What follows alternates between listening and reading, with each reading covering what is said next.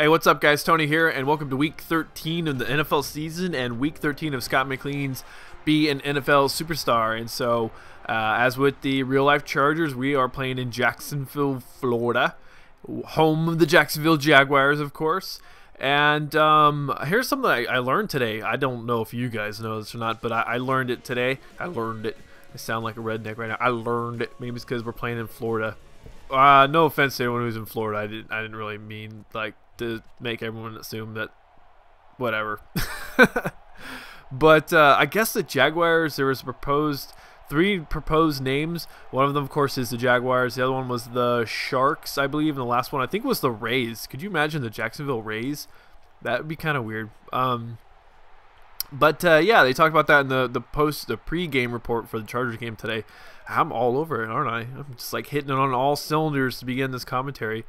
But anyways, I found that particularly interesting. And one thing I found particularly interesting was that the first half of this game, I don't know if you guys watched it. I'm sort of coming off the heels of the game. The first half of the game was like, whoa, wait a second, what's going on here? This is a team in the pre-game report. They're talking about how we were supposed to walk all over the Jaguars, and it was a close first half. Ultimately, it ended up being not a close game at all. But the Jaguars defense is a lot better than I thought. I didn't know. I think they're ranked number 4 in the NFL or something like that. They got a pretty strong D, but their offense is just a little lackluster. What the guy's name? I think the guy's name's Garrett or something. Anyways, their quarterback, he started out kind of hot. Well, actually, the first 3 series were pretty pathetic, but he had a couple of series in a row, which is like they were walking all over San Diego's defense, and they're just like, great, here we go again. This is a team that, you know, the pregame report, they're talking about, oh, we should just totally annihilate this team, and they just sort of found ways to move the ball. That didn't last very long, though, which I'm happy to report. San Diego, we finally won one. After 6 games, a 6-game slide, we finally got one. So right now we're 5-7. We're tied for 3rd, dead last in the AFC West, with Oakland and Denver atop that list at 7-5 right now, and we're 5-7. So I'm really hoping that this was the jump start that we needed. You know, we've got a lot of guys who are injured on the line, especially our offensive line, but we picked up Malcolm Floyd back off the DL. And so we've got Floyd, Vincent Jackson, Antonio Gates, but Michaels he's a decent wideout or a tight end. And of course Ryan Matthews, Tolbert, and Hester. So our offensive weapons are back. So I'm hoping this provides a lot more confidence in Philip Rivers to throw the ball, and he certainly looked like he had tons more confidence to throw that ball around with those with Malcolm Floyd. It was really nice to watch this game. It was 6 weeks of just utter frustration going away in 60 minutes of football. It really was nice to watch. And with the Raiders losing, it just helps bring the AFC West back sort of in contention. I mean, I'm not going to make any sort of any lies about it, but the Chargers really have to step it up. We have to beat Buffalo. We're going to have to beat Baltimore. We're going to have to beat, I believe we'll play Kansas City one more time. And with Lions. We play the Lions and, of course, the Raiders. And those are all games, like the Raiders especially, we need to definitely, and I think maybe now with the teams like, I don't know, Dallas, Detroit kind of going on a slide, maybe that's a team we could actually pick apart. Baltimore is going to be a tough one. That is going to be a really tough game. And if Philip Rivers, if he can stay streaky like he is right now and not get back to the Philip Rivers of the first, 12 weeks, actually it was about 11 weeks, turn the ball over 2+ times a game, then I think we'll have a decent chance. So hopefully, this is something to look forward to. I think they're saying like Philip Rivers was 22-2 in his career in December, which is outstanding. 22-2. That's what you want to look for, And I can't believe he actually ran up the middle. I'm like, come on. I mean, like, he went right all the way left. It's like, run the ball up the middle. Sometimes the AI in this game just screws. Oh my god, it's so frustrating, the AI. But yeah, I'll say, I'm not going to I'm not making this like a Chargers post-game report or anything like that, but Philip Rivers looked like he's finally having fun. Really nice to see.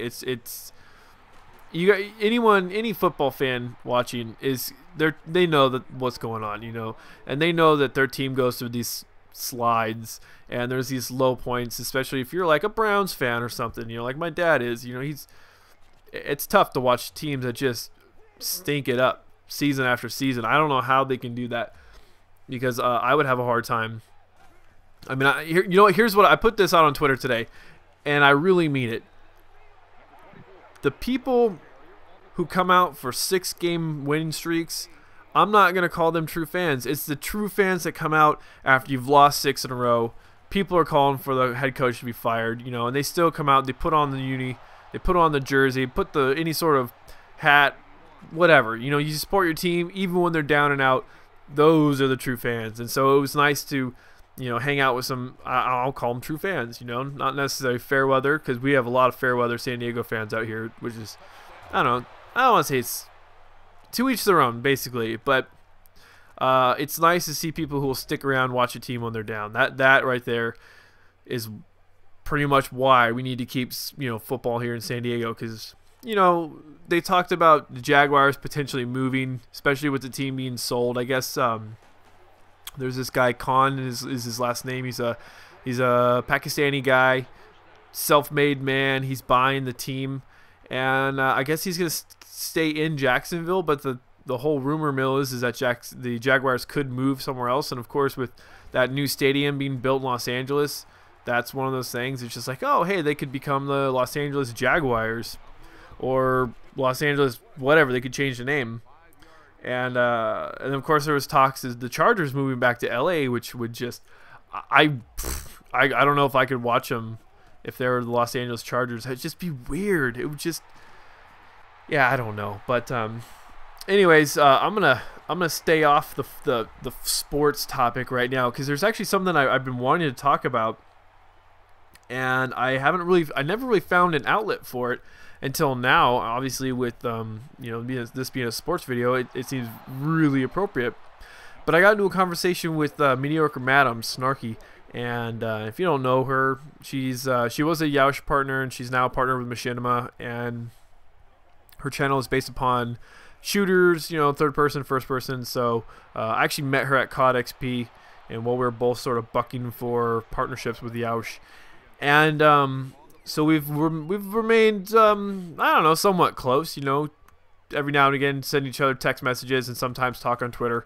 But one time we were talking about partnerships and channels and stuff, and the whole idea that it's easy to make Call of Duty videos and it's harder to make sports videos. That discussion came up, and I was like, what, that might make a good commentary. And of course, I mean, I agree. I think it's harder to make sports videos.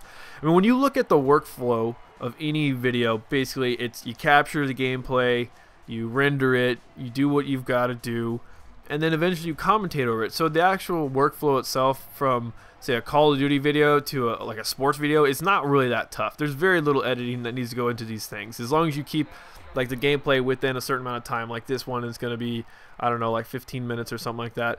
And that's with like the back end part. So some of these go faster, some of these go a little longer, and finding something to talk about, that's always really important. But that therein lies the hard part. What do you talk about? What do you talk about for 15 minutes? Usually I'm pretty good about it, but lately, just with finals and stuff, right here around the corner, and I've got a god-awful amount of papers to write by the end of next week, my brain power has been lacking. So I really have obviously, you guys have noticed my video output has been lower than normal. I try to get one a day, but it's just not gonna happen. Maybe I'll just like pump out a bunch of the Road to the Commanders once a day or something like that. Especially with the new YouTube layout, they'll just get buried if I put up more than one video a day. But anyways, I digress. My feeling is it is hard. It is hard to do sports videos, and I'm the kind of guy that if I'm gonna do a video, say Gran Turismo 5 or Madden or hockey or MLB 11, those videos I want to make sure that I talk about the sport in which that I'm playing in. I don't see it in, sometimes I have done MLB videos where I talk about, I don't know, whatever I want to talk about, and I'm kind of doing that right now with this Madden gameplay, because there's, I didn't do any predictions this week. because I was just really busy. And I just decided to be a sports fan, you know, just sort of watch and skip games and not really pay attention to this week. But the thing is, though, is getting back on the topic, is that to do these videos, I feel you really, really need to be on top of what's going on. And that's primarily one of the reasons why I didn't do a prediction video this week, is just because of the fact that I haven't really been on top of football the last week or so because of school. That was a horrible pass, by the way. I think I hit the wrong button. It's just like, I want to hit the triangle. I think I hit square X or something like that. I do that sometimes. Yeah, you have to stay. I feel you have to stay on top of, you know, what's going on, and you know, stay on top of trades and stay on top of players and stats and who's doing well. And it requires a lot more work than I have time for right now. And so that's why I was, you know, wanted to just, I don't know, talk about it. You know, I think it was Lord Display and I were also talking about this fact that sports videos are harder to do than Call of Duty videos. Just because in Call of Duty video you can talk about anything, you can live comment and people will watch it. So it's sort of a low effort thing. And sports videos, it takes a little bit more brain power, I guess. I don't know. I don't know exactly how to say that without being offensive. That sucked, by the way. I took forever. I was like, oh, okay, triangle's open. I guess I'll wait for him to get a little bit more down the field. No, bad decision, Tony. It's really bad. It was pretty bad. But yeah, and another thing that is kind of interesting is that for all the work that sometimes gets put into these videos, they garner very few views by comparison. I mean, actually, to be honest, on my channel, I get more views on sports videos than on Call of Duty videos in the first place, so it doesn't really bother me at all. But it is kind of strange, you know, that the sports, and you think because football and baseball are America's two big sports, you think there would be a lot more viewers to check out these videos, but I guess not, you know. Anyways, guys, that's sort of my ramble.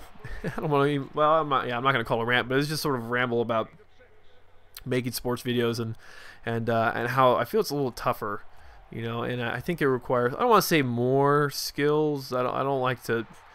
That's kind of a effed up thing to say. It takes more skill to do this in the, you know, Call of Duty video, but it takes a little bit of more time, a lot more dedication. How about that? More dedication.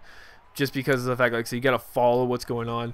And that's kind of why I haven't done an NHL video in a while, because I don't know what the hell to talk about when I'm doing one. I can only talk about my noobish things so many times before it becomes so repetitive. You know, I do want to do a dual commentary with a friend of mine, Ace, and he's a big, well, he's Canadian. I'm not saying all Canadians are hockey fans, but he happens to be Canadian and a hockey fan. And he's been jonesing to do a dual com, so I told him, yeah, we'll do one. I just got to find the time, probably after finals are over, more than likely. I'll have to see how that goes. I'll have to tell him too, because I don't think he's watched much in the way of my videos recently. But yeah, I don't know about you guys though. Switching topics one more time. I don't know about you guys though, but finals. If you guys are going through finals right now, I definitely feel your pain, because I got a 20-page paper that I'm only a page and a quarter into, and it's due next week. And I got another 8-page paper that due in another class, and I've got over 150 pages of reading to do for it.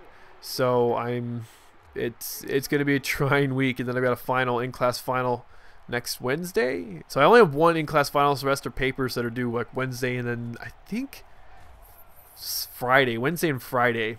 The 20-pagers due on Friday. I'm gonna have to look though. I gotta double check on that, because I don't want to get myself in that. Like, do you ever get yourself in that mind space where you're just like, oh, it's due on this time, and then you go and you're just like, oh shit, it's not. I've done that a couple times this semester, and it's one, embarrassing, and two, you just feel like a total F up. You know what I mean? But yeah. Oh my gosh. Oh yeah, and I forgot. I don't know if you guys even remembered. This is a total random commentary today, I guess. But I'm going out of the country on the 27th. I'm going to Ukraine this month, at the end of this month. Holy crap. I am excited. I am so nervous. I might have to talk about that in its entirety in another video, but I can't believe it's coming up. I don't even know what the hell I'm going to do for videos in the 3 weeks that I'm gone. I might have to just like post up, I don't know, like 6 videos and just release them every now and again. But anyways, guys, I got 300 points for this. I get sacked for a big loss. I have yet to have a perfect game where you just don't get any like negatives. Yeah, that would be nice. So we're going to go ahead and put those in there. So we won 28-14. That's pretty close to what happened in real life. 10 points shy in the Chargers end. But I believe I put these all into, I think it was like passing and play action are the two big ones. Because my player's getting pretty good. And I'll be surprised. I'm actually kind of surprised at how good he is getting. For the amount of time that I put in. You know, 7-minute quarters, you know, you takes a little bit of time. But, yeah, so what do we got there? 37 points left to go, and I think I put them into strength. But anyways, guys, that is this video. Thanks for watching. Thanks for subscribing, and I'll talk to you later.